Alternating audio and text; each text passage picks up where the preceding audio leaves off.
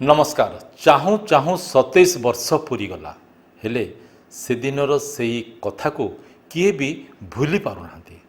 आमे कहूँ कारगिल युद्ध कथा जोठी कि भारत मातार सेनाबाहिनी पाकिस्तान रो सेनाबाहिनी को परास्त करथिले। किछि दिन धरी युद्ध लागिथिला हेले दुखर कथा यह जे एही भारतीय सेनाबाहिनी रो किछि जवान शहीद होइथिले और अनेक मध्य आहत होइथिले। जदिओ भारत विजय लाभ करथिला किंतु से क्षत को आज पर्यंत भरणा करा जाई पारि नाही। आउ आज सबुठी पालन होइछि कारगिल विजय दिवस। जदि ए संपर्क में आम आलोचना करिबा तेबे ब्रह्मपुर शहर उपकंठ जगदलपुर ग्रामर श्रीनिवास पात्र मध्य से युद्ध में शहीद होते। एथिपाई आज अनेक संगठन तरफ ग्रामवासी तरफ प्रशासन तरफ प्रतिमूर्ति रे पुष्पमाल्य सहित स्मृतिचारण कराइला, भक्तिपूत श्रद्धांजलि अर्पण कराइला। तेबे आज आम सहित अतिथि रूपे एमती जड़े योद्धा जोड़ी होती जी कि से कारगिल युद्ध में से सामिल होते आउ श्रीनिवास पात्र निकट में सी होती प्रसन्न चौधरी। सर नमस्कार। सर से दिन कथा कि मन पकेबे कई भीतर देखु देखु अनेक वर्ष बीती जाइए जहाँ आमको खुशी देइथिला ता सहित आम दुख मध्य देइथिला। खुशी एथिपाई देइथिला जे आमे पाकिस्तान विरुद्ध रे आमे युद्ध रे विजय लाभ करथिले, हमर सेनाबाहिनी तांकर शक्ति प्रदर्शन करथिले और सेथिरे सफल होइथिले। दुख एथिपाई लागु जे अनेक योद्धा मध्य शहीद होइथिले। आपणकर भूमिका सेठी कोन थिला, केमती से दिन कथा को मन पकउ? मो महारेजिमेंट 12th बटालियन रेकिएंट सबुलेस प्लाटून लास्ट नहीं थी। मुझे आमर सिंघा श्रीनिवास पात्र से नायक थिले।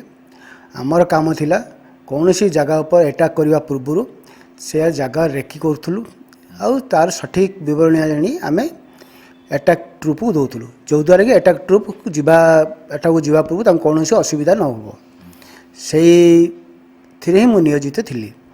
आउ सर सेठिकार परिवेश केमी थिला, केमिति आपण मन पकाउछन्ती केबे युद्धटा केमिति आरंभ होला, को परिस्थिति रे आरंभ होला, सेछि परिवेश कोन थिला सेडा सब केमिति आपण? आमे कारगिल युद्ध को जाइथिलु मे 24 तारिख रे।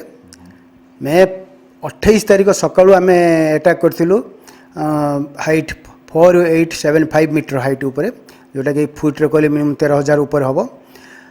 से आमे 25 तारिख रु 24 तारिख रु 28 तारिख पर्यंत आम डेली राति चलुलु दिन बेले जी जोटी थे से छुपी जाऊलु।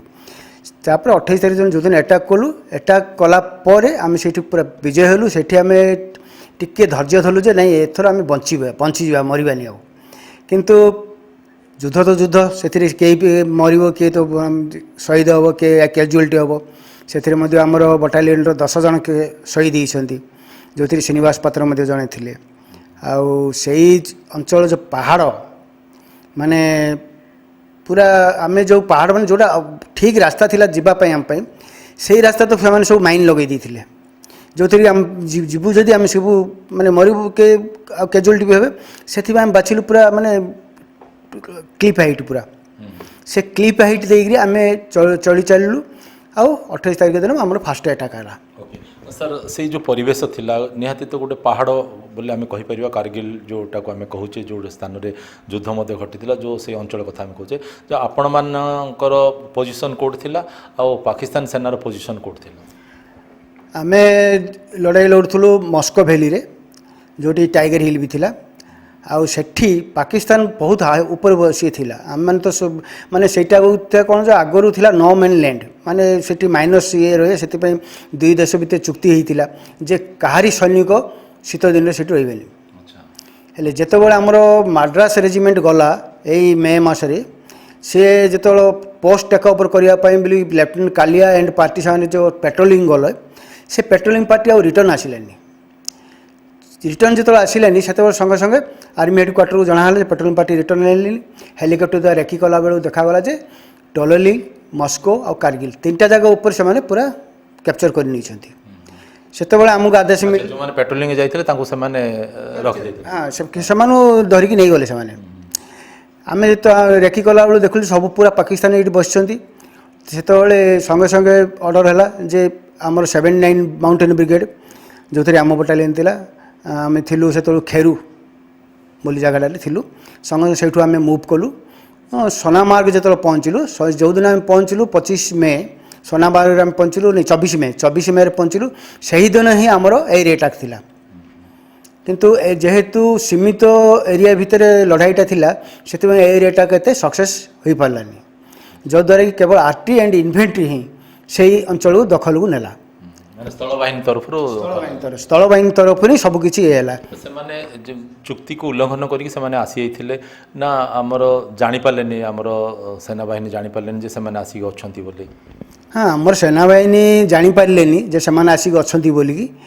କେବଳ କାଗଜରେ ହିଁ ସବୁବେଳେ ଅନ୍ୟ ବଟାଲିୟନ୍ ଗଲେ ସେଠି କ'ଣ କୁହାଯାଏ, ହଁ ଏଇଟା ଆମର ତୁମର ଏରିଆ, ସେଇଟା ତୁମର ଏରିଆ, ଆମେ ଦେଖିଦେବୁ ଏଇଟାକୁ। କିନ୍ତୁ କେହି ଯାଆନ୍ତି। ଆମେ ସେତେବେଳେ ବରଫ ଛାଡ଼ିଯାଏ, ଏଇ ଏପ୍ରିଲ ମାସ ବେଳୁ ଆମେ ଯାଉ ରେକି କରିବାକୁ। ହେଲେ ସେମ୍ ରେକି କରିବାକୁ ଏମାନେ ଗଲେ। ରେକି କରିବାକୁ ଗଲେ ଯେତେବେଳେ ସେମାନେ ରିଟର୍ନ ଆସିଲେନି, ସେତେବେଳେ ରେକି ଜଣାପଡ଼ିଲା ଯେ ଏମାନେ ପୁରା ଏରିଆଟାକୁ। କେତେ ଜଣ ସାର୍ ଯାଇଥିଲେ ସେ ଟିମ୍ରେ? 7 ଜଣ, ଲେଫ୍ଟନାଣ୍ଟ କାଲିଆ ଆଉ 6 ଜଣ, ଜଣେ ଜେସିଓ, ଜଣେ ଅଫିସର ଆଉ 5 ଜଣ ଏମିତି ଯାଇଥିଲେ। ସେଇ 7 ଜଣ ଯାକ ରିଟର୍ନ ଆଉ ଆସିଲେନି। ସେମାନେ ଆସିଲେନି, ଜଣାପଡ଼ିଲା ଯେ ସେମାନେ ପାକିସ୍ତାନ ସେନାବାହିନୀଙ୍କର କବ୍ଜାରେ ଅଛନ୍ତି। ତାପରେ କେତେ ଦିନ ଲାଗିଲା ପ୍ରସ୍ତୁତ ହେବା ପାଇଁ, ତାଙ୍କୁ ଆଟାକ୍ କରିବା ପାଇଁ? ପ୍ରସ୍ତୁତ ହେବା ପାଇଁ ପ୍ରାୟ ଆମକୁ ଗୋଟେ ସପ୍ତାହ ଲାଗିଲା। ମାନେ ପ୍ରଥମେ ହେଲା ତ ଆମେ ତ ହଠାତ୍ରେ ଆମକୁ ସେଇ ଏରିଆର ମାନେ କ୍ଲାଇମେଟ୍କୁ ଦେଖି ଆମ ପାଖରେ ବସ୍ତ୍ର ବି ନଥିଲା। ଆମେ ଯେଉଁ ବସ୍ତ୍ର ପିନ୍ଧୁଥିଲୁ, ଆମେ ଏଇ ଶ୍ରୀନଗର ଏପଟ ଏରିଆ ବସ୍ତ୍ର ପିନ୍ଧୁଥିଲୁ, ସେଇଟା ତ -10 ଡିଗ୍ରୀ -15 ଡିଗ୍ରୀ ଏରିଆ ସେଇଟା। ସେଠି ସେଇ ବସ୍ତ୍ର ଆମ ପାଖରେ ନାହିଁ। ଶ୍ରୀନଗରରୁ କେତେ ଦୂର ହେବ ସେଇଟା? ଶ୍ରୀନଗରରୁ ସାର୍ সোনামার্গରୁ କାରଗିଲ ମାନେ 10-12 ଘଣ୍ଟା ହେବ ଶ୍ରୀନଗରଠୁ। ଆଚ୍ଛା, ମିନିମମ୍ 12 ଘଣ୍ଟା ହେବ। 12 ଘଣ୍ଟା ଲାଗିବ ସେଇଠି ପହଞ୍ଚିବା ପାଇଁ। ଯେଉଁ ଉଭୟ ପକ୍ଷରୁ ଯେଉଁ ସେନାବାହିନୀ ମୁତୟନ ହୁଅନ୍ତି ସୀମାରେ, ଯେଉଁ ଆମେ କହୁଛେ ଯେ କେତେ ଦୂରରୁ, ଯେଉଁ ଜାଗାରେ ଯୁଦ୍ଧ ହେଲା ସେଇ ଜାଗାରୁ ଆମର ଭାରତୀୟ ସେନାବାହିନୀ କେତେ ଦୂରରେ ରହିଥାନ୍ତି ଆଉ ତାଙ୍କର ସେନାବାହିନୀ କେତେ ଦୂରରେ ରହିଥାନ୍ତି ସେ ପଏଣ୍ଟରୁ? ଆମର ସେଇ ଯେଉଁ ମଝିରେ ଯେଉଁ ପଏଣ୍ଟ ରହିଥିଲା, ଯେଉଁ ପାହାଡ଼ ଥିଲା, ପାହାଡ଼ ସେପଟେ ସେମାନେ ରହୁଥିଲେ, ପାହାଡ଼ ଏପଟେ ତଳେ ଆମେ ରହୁଥିଲୁ। ଆଉ ମଝିରେ ତ ବହୁତ ବିରାଟ ପାହାଡ଼ ସବୁ ଥିଲା। ସେଇଟା ଗୋଟେ ବର୍ଡର ଲାଇନ୍ ହେଇଯାଇଥିଲା, ସେ ପାହାଡ଼ଟା ଗୋଟେ ବର୍ଡର ଲାଇନ୍ ହେଇଥିଲା। ତ ସେମାନେ ଚୁକ୍ତି ଉଲ୍ଲଂଘନ କରିକି ଉପରକୁ ପହଞ୍ଚି ସାରିଥିଲେ, ଯେଉଁଟାକି ଜଣାପଡ଼ୁନଥିଲା। ହଁ, ସେମାନେ ଚୁକ୍ତି ଉଲ୍ଲଂଘନ କରି ସେ ଉପରେ ପହଞ୍ଚିଥିଲେ। ସେମାନେ ବଙ୍କର ହରା ସବୁ, ମାନେ ସେମାନେ ପୁରା ଷ୍ଟ୍ରଙ୍ଗ ପୋଜିସନରେ ଥିଲେ। ଯଦି ମୁଁ ଆଜିକା ଯେତେ କହିବି, ଯଦି ସେଇ ପୋଜିସନରେ ଯଦି ଭାରତୀୟ ଆର୍ମି ଥାନ୍ତା, ତାହେଲେ ପାକିସ୍ତାନ ଆର୍ମି ଆମକୁ ହଟେଇ ପାରିନଥାନ୍ତା।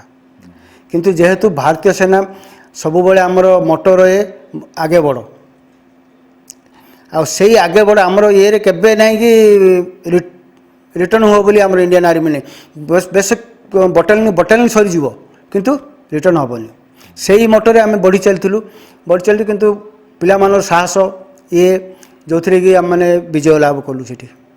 ଓକେ, ଯେମିତି କହିଲେ ଆପଣ ଯେ ମେ 28 ତାରିଖରେ ପ୍ରଥମେ ଆଟାକ୍ ହେଲା, କେତେ ଦିନ ଧରିକି ଚାଲିଲା? ତାପରେ ବିଜୟ ଘୋଷଣାର ସେଇ ମୁହୂର୍ତ୍ତଟା କେମିତି କହିଲେ?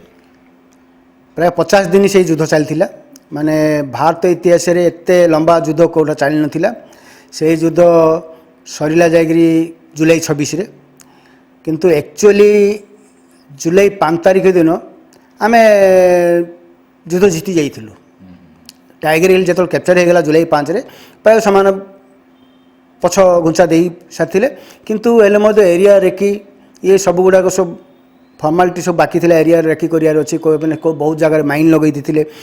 ମାନେ ଜୁଲାଇ 5 ପରେ ମଧ୍ୟ ଆମେ ତ ରେକି ଗଲୁ, ଆମର କିଛି ପିଲା କ୍ୟାଜୁଆଲିଟି ହେଲେ, ସେମାନେ କାହାର ଗୋଡ଼ କଟିଗଲା, କାହାର ଇଏ କଟିଲା। ସେଥିରେ ଜୁଲାଇ 26ରେ ପୁରା ଏରିଆ କ୍ଲିୟର କରିକି ଆମେ ନିଜ ସେନାବାହିନୀ ଆମର ବସିଲେ। କେତେ ଆତ୍ମତୃପ୍ତି ମିଳିଥିଲା ଆପଣଙ୍କୁ ଯେ ବିରୋଧୀ ପାକିସ୍ତାନ ସେନାକୁ ଆପଣ ଯେଉଁ ଗୋଟେ ପାନେ ଦେଲେ, ଗୋଟେ ବଡ଼ ଲେସନ୍ ଗୋଟେ ଦେଲେ, ସେଇଟା ଆପଣଙ୍କୁ କେତେ ଆତ୍ମତୃପ୍ତି? ବହୁତ ଖୁସି ଲାଗିଥିଲା ଆମକୁ। ଆମେ ଯେଉଁ ମସ୍କୋ ଭ୍ୟାଲି ଉପରେ ଯେଉଁଠି ଆମର ବେସ୍ ଥିଲା, ମସ୍କୋ ମାନେ ଯେଉଁଠୁ ଆମର ବ୍ରିଗେଡ୍ ଟୁ ମସ୍କୋ ଆମର ବେସ୍ ମିନିମମ୍ 4-5 ଘଣ୍ଟା ଚଢ଼ିବାକୁ ପଡ଼ୁଥିଲା। ସେଇଠି ବେସ୍ ପାଖରେ ଗୋଟେ ବହୁତ ବଡ଼ ମାନେ ପଡ଼ିଆ ଥାଏ। ସେଇ ପଡ଼ିଆରେ ଆମେମାନେ ପୁରା ଉତ୍ସବ ମୁଖର ହେଇକି ଆମେ ପାର୍ଟି ଏନ୍ଜୟ କରିଥିଲୁ ସେଠି। ତାପରେ ନାଗା ବଟାଲିୟନ୍ ଆସିଥିଲେ। ନାଗା ବଟାଲିୟନ୍ ସେ ଏରିଆକୁ, ଆମେ ଯେଉଁ ଏରିଆକୁ କ୍ୟାପଚର କରିଥିଲୁ, ସେ ନାଗା ବଟାଲିୟନ୍କୁ ଆମେ ହସ୍ତାନ୍ତର କରିଥିଲୁ। ହସ୍ତାନ୍ତର କରି ତ ଆମେ ଓହ୍ଲେଇଲା ବେଳକୁ ସେଇଠୁ କାରଗିଲରୁ ତ ଆମ ହେଇଗଲା ନଭେମ୍ବର ମାସ ହେଇଗଲା। ଯେସକ ଆମେ ଜୁଲାଇ 26 ଜିତିଲୁ, କିନ୍ତୁ ଜୁଲାଇ 26 ପରେ ପିଲା ପୁରା ଆମେ ହଟି ନଥିଲୁ ସେଇଠୁ। କ'ଣ ପାଇଁ, ଯେଉଁ ବଟାଲିୟନ୍ ମାନେ ଆସିଲେ ଯେଉଁମାନେ ଆମ ଭାଇମାନେ ବରଫରେ ରହିବେ ସେ ଉପରେ ସେମାନେ ପୁଣି ତ ଖାଇବା ପାଇଁ ତାଙ୍କର ରହିବା ଯୋଗାଡ଼ ତାଙ୍କର ସବୁ ଯେଉଁ କରିବା ଥିଲା ସେ କରିବ କି ସେଗୁଡ଼ା ଆମେ ହିଁ କଲୁ। ସେଥିପାଇଁ ଆମକୁ ନଭେମ୍ବର ହେଇଗଲା। ଆମର ଯେତେବେଳେ ମୁଁ ଲଢ଼ାଇ ସରିଲା ବଟାଲିୟନ ଓହ୍ଲିବା ଆଗରୁ ମୁଁ 14 ଦିନ ଛୁଟି ନେଇକି ଆସିଲି। ସେତେବେଳେ ଖଡ଼ଗପୁରଟି ପହଞ୍ଚି ସେତେବେଳେ ବ୍ରହ୍ମପୁର ସାଇକ୍ଲୋନ୍ ହେଲା। ସେତେବେଳେ ଖଡ଼ଗପୁରରେ ପହଞ୍ଚିଥିଲି। ମାନେ ସିଆଡ଼େ ଲଢ଼େଇ ଲଢ଼ିକି ଘରେ ପହଞ୍ଚିଲି ଇଆଡ଼େ ମଧ୍ୟ ଆଉ ଗୋଟେ ବିପର୍ଯ୍ୟୟ ଏଇଠି। ସାର୍ ଯେଉଁ ଶହୀଦ ଶ୍ରୀନିବାସଙ୍କ କଥା ଆମେ ମନେ ପକାଉଛେ ଆଜି ସ୍ମୃତିଚାରଣ କଲେ ତାଙ୍କ ସହିତ କେତେ ନିକଟର ଥିଲେ? ସେ ସାର୍ ସେ 1999 ମସିହାରେ ବିନାଗୁଡ଼ିରେ ଆମ ବଟାଲିୟନ ଥିଲା, ସେଠି ସେ ଜଏନ୍ କରିଥିଲେ। ମୁଁ 1991 ଫେବୃଆରୀ ମାସରେ ତ ସେ 1999ରେ ସେ ଟ୍ରେନିଂ କଲେ, 90ରେ ଗଲେ ବଟାଲିୟନକୁ। ମୁଁ ମଧ୍ୟ 1991 ଟ୍ରେନିଂ କଲି, 92ରେ ବଟାଲିୟନ ସେତେବେଳେ ଆମର ତନ୍ଧାରରେ ଥିଲା। ସେଠି ଯାଇ ଯେତେବେଳେ ଜଏନ୍ କଲି, ଜଏନ୍ କଲା ପରେ ଆମର ଯେତେବେଳେ ଶ୍ରୀନିବାସ ପାତ୍ର ରେକି ଟ୍ରୁପ୍ରେ ସେ ରହୁଥିଲେ, ସେ ସେଇଦିନ ଗେଟ୍ରେ ଥିଲେ। ସେଠୁ ତାଙ୍କର ମୋର ପରିଚୟ ହେଲା। ଯେହେତୁ ବ୍ରହ୍ମପୁର ମୁଁ ସେ ଜଗଦଳପୁର, ସେଠି ଆମ ଦୁଇ ଜଣ ଭିତରେ ବହୁତ ଘନିଷ୍ଠତା ହେଇଗଲା। ତାଙ୍କର ଆର୍ମି ନମ୍ବର ଥିଲା 4561011, ମୋର ଆର୍ମି ନମ୍ବର ଥିଲା 4562362। ଆଉ ସେ ମୋତେ ସବୁବେଳେ ଗୋଟେ ସାନ ଭାଇ ଭଳି ଦେଖନ୍ତି। ଆଉ ବହୁତ ସାଇଲେଣ୍ଟ ସେ ରୁହନ୍ତି, ମାନେ ଏତେ ଇଏ ନାହିଁ।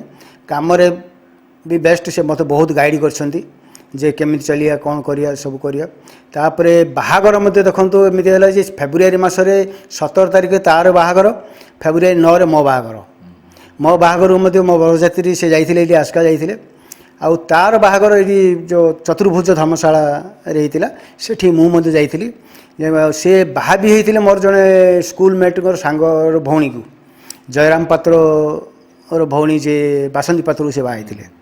ସେତେବେଳେ ସେ ମୋତେ ଯେତେବେଳେ ପ୍ରଥମେ ଦେଖିଲି ମୁଲାରେ ଏଇ ତ ବାସନ୍ତୀ ପାତ୍ର, ନା କେମିତି, ମୁଁ ସବୁ ଭଲ, କିଛି ନାହିଁ। ଜୟରାମ ପାତ୍ର ମୋର ସ୍କୁଲ ସାଙ୍ଗ, ତାଙ୍କ ବାପା ମା ଆଗରୁ ମରିଯାଇଛନ୍ତି। କିନ୍ତୁ ତାପରେ ସେଇ ଲଢ଼ାଇ ସରିଲା ପରେ ବାହାଘର 17 ହେଲା। ସେ ଯେତେବେଳେ ତାଙ୍କର କଲ୍ ଲେଟର୍ ପଳାଇ ଆସିଲା ଏ ପାଇଁ ପ୍ରମୋସନ୍ ପାଇଁ ବୋଲି, ସେ ଲାନ୍ସ ନାୟକରୁ ନାୟକ ବନିବା ପାଇଁ ତାଙ୍କର କଲ୍ ଲେଟର୍ ଆସିଲା। ସେ ଫେବୃଆରୀ 23 ତାରିଖ ହୋଲି ଦିନ ସେ ବଟାଲିୟନକୁ ଫେରିଥିଲେ। ସେତେବେଳେ ବଟାଲିୟନ ଆମର ଥିଲା ଗୁଲମାର୍ଗ। ତାପରେ ମୁଁ 2 ମାସ ପୁରା ଛୁଟି କାଟିଲି। ଛୁଟି କାଟି ମୁଁ ବଟାଲିୟନରେ ଯାଇ ପହଞ୍ଚିଲି। ପହଞ୍ଚିଲା ପରେ ସେଠି ଦିଲକିଆ କରି ପିକ୍ଚର ସୁଟିଂ ଚାଲିଥିଲା। ସେଠି ଆମେ ବସିକି ଦେଖୁଥିଲୁ, ହଠାତ୍ ୱାର ବିଗଲ ବାଜିଲା। ଆମେ କହିଲୁ ଏଇଠି କ'ଣ ପ୍ରାକ୍ଟିସ୍ ଗୋଟେ କରୁଥିବେ, ୱାର ବିଗଲ ବଜେଇକି ସଙ୍ଗେ ସଙ୍ଗେ ଏକାଠି ହେଲୁ।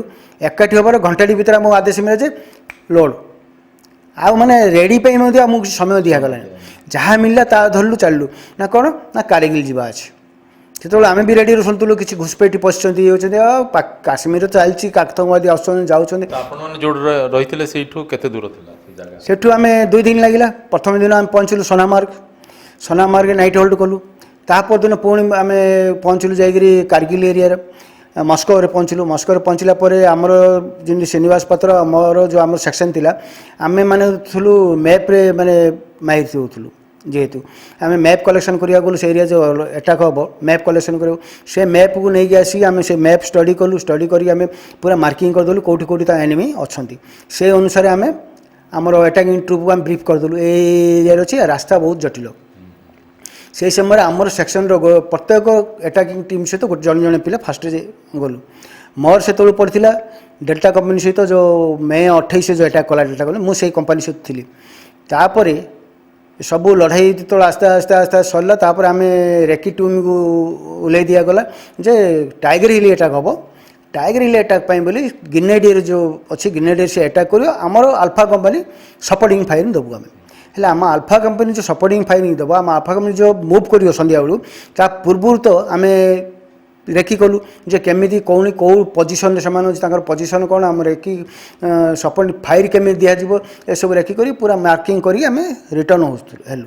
ସେତେବେଳୁ ଦିନ 2ଟା ହେବ ରିଟର୍ଣ୍ଣ ହେଉଛୁ ଆମେ। ରିଟର୍ଣ୍ଣ ହେଲା ବେଳୁ ଆଉ ଗୋଟେ ସାଇଟ୍ରୁ ଯେଉଁ ସିଗ୍ନାଲ ଟିମ୍ ରହୁଛନ୍ତି, ଯେଉଁମାନେ ଯେଉଁ ଟେଲିଫୋନ୍ ଏସବୁର ତାର ବିଛାନ୍ତି, ସେ ଟିମ୍ ଗୋଟେ ରିଟର୍ଣ୍ଣ 2 ଟିମ୍ ଆମେ 2 ପଟୁ ଆସି ଗୋଟେ ଜାଗାରେ ମିଳିନ ହୋଇଗଲୁ। ମିଳିତ ହେଲା ପରେ ଆମେ ସେଠି ଟିକେ ଚାଲ 5 ମିନିଟ୍ ବସିବା। 5 ମିନିଟ୍ ବସିବା ବୋଲି ଭାବିଛୁ। ବାସ୍ ମୁଁ ସେ ତଳେ ମାନେ 3 ଜଣ ଉପରେ ବସିଛନ୍ତି, ମୁଁ ତଳେ ଗ୍ରାଉଣ୍ଡରେ ଏମିତି ପୁରା ଶୋଇକିରି ମୁଣ୍ଡ ତଳୁ ହାତ ଲଗେଇକି ମୁଁ ଶୋଇକି ଶୁଣୁଛି। ଶ୍ରୀନିବାସ ପାତ୍ର ଟିକେ 10 ଫୁଟ ଦୂରରେ ସେ ହାତ ଚିଆ କରି ସେ ଛିଡ଼ା ହେଇଛି। ସେତିକିବେଳେ ଆମ ସିନିୟର କହିଲା ନାଇଁ ଚାଲ ମୁଭ୍ କରିବା ଏଥର। ବାସ୍ ମୁଭ୍ କରିବାକୁ କହିଲେ ବ୍ଲାଷ୍ଟ ହେଲା। ଯେତେବେଳେ ବ୍ଲାଷ୍ଟ ହେଲା ସେତେବେଳେ ଆମେ ଭାବିଲୁ ଯଦି ଗୋଟେ ବୋମାରମେଣ୍ଟ ହେଇଛି ମାନେ ଆଉ ଦୁଇଟା ଆସିବ ପଛରେ, କ'ଣ କଣ୍ଟିନ୍ୟୁ ତିନିଟା ଆସେ। ସଙ୍ଗେ ସଙ୍ଗେ ଆମେ ଯେଉଁମାନେ ଥିଲୁ ଭଲ ଥିଲା ପୋଜିସନ୍ ନେଇଗଲୁ। ପୋଜିସନ୍ 5 ମିନିଟ୍ ଦେଖିଲୁ କିଛି ଆଉ ବୋମାରମେଣ୍ଟ ଆସିଲାନି। ଆମେ ଆସିକି ଦେଖିଲା ବେଳକୁ ଯେଉଁ 3 ଜଣ ପଶିଥିଲେ ଉପରେ ସେ 3 ଜଣ ସ୍ପଟ୍ ଡେଥ୍ ହେଇଯାଇଛନ୍ତି। ଆଉ ମୁଁ ଦେଖିଲି ଶ୍ରୀନିବାସ ପାତ୍ର ତଳକୁ ପଳାଉଛି। ମୁଁ ତାକୁ ଡାକିଲି, ମୁଁ ଶ୍ରୀନିବାସ କ'ଣ ପଳାଉଛି, ଏଠି କ୍ୟାଜୁଆଲିଟି ହେଇଯାଇଛି, ନେଇକି ଯିବାର ଅଛି। ସେ କହିଲା ନାଇଁ ନାଇଁ ପସନ୍ଦ ମୋତେ ବାଜି ଯାଇଛି, ଆଉ ମୁଁ ବାଜି ଯାଇଛି ବୋଲି ଚାଲ ତୁ। ସେ ତାପରେ ଆମେ ବିନୋଦ ପଟେଲ ବୋଲି ଗୋଟେ ଥିଲା, ତାର ପେଟ ପାଖକୁ ମାଡ଼ ହେଇଥିଲା, ତାକୁ ନେଇକି 2 ଜଣ ଯାଉଥିଲୁ। ଆଉ ପିଲା ରହିଥିଲେ ସେମାନେ ଯେଉଁ ଡେଥ୍ ହେଇଗଲେ ତାଙ୍କ ପରେ କିଛି ପିଲା ରହିଲେ। ଗଲାବେଳକୁ ଦେଖିଲୁ ସେ ରାସ୍ତାରେ ଶ୍ରୀନିବାସ ପାତ୍ର ବସିଛି।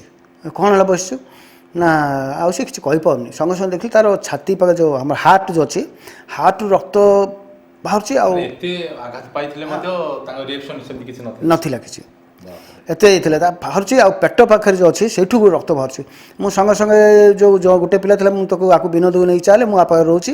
ଆଉ ଗୋଟେ ପିଲାଟି ପଛରୁ ତାକୁ ଡାକିଲି, ସେ ଅଲିକି ମଣ୍ଡଳ ବୋଲିକି ସେ ପିଲାଟା ଆସିଲା। ସଙ୍ଗେ ସଙ୍ଗେ ମୁଁ ଭିତରୁ ମୋର ବାନିଆନ ବାହାର କଲି, ତାର ଛାତିରେ ରଖିଲି।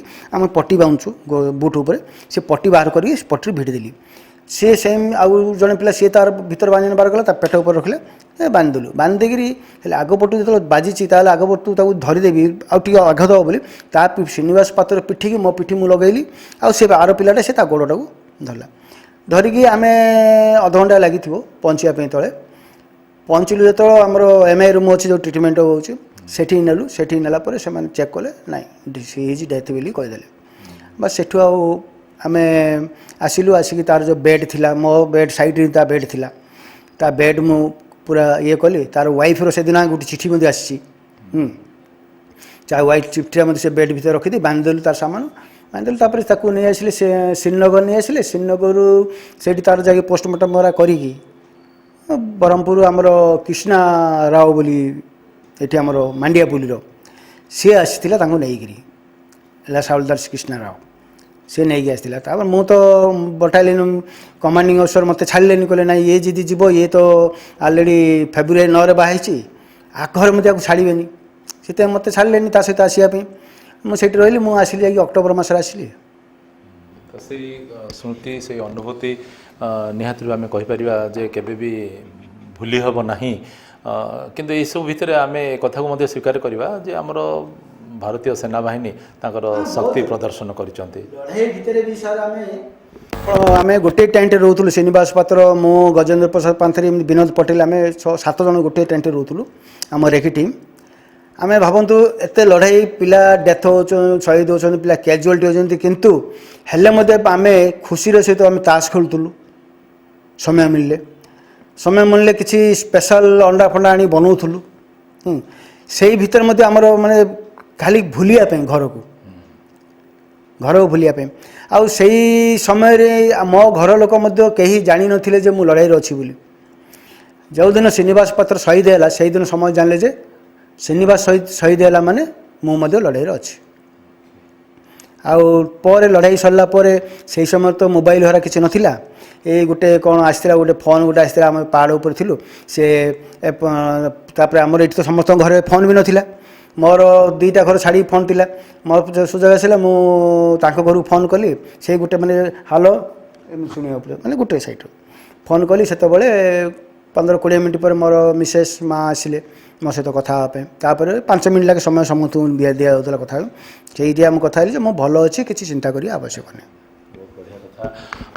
କାର୍ଗିଲ ବିଜୟ ଦିବସ ମନେ ପକାଇ ଦିଏ ଯେ ଆମର ସେନାବାହିନୀ କେତେ ଶକ୍ତିଶାଳୀ ଆଉ କେତେ ଦୃଢ଼ ମନା।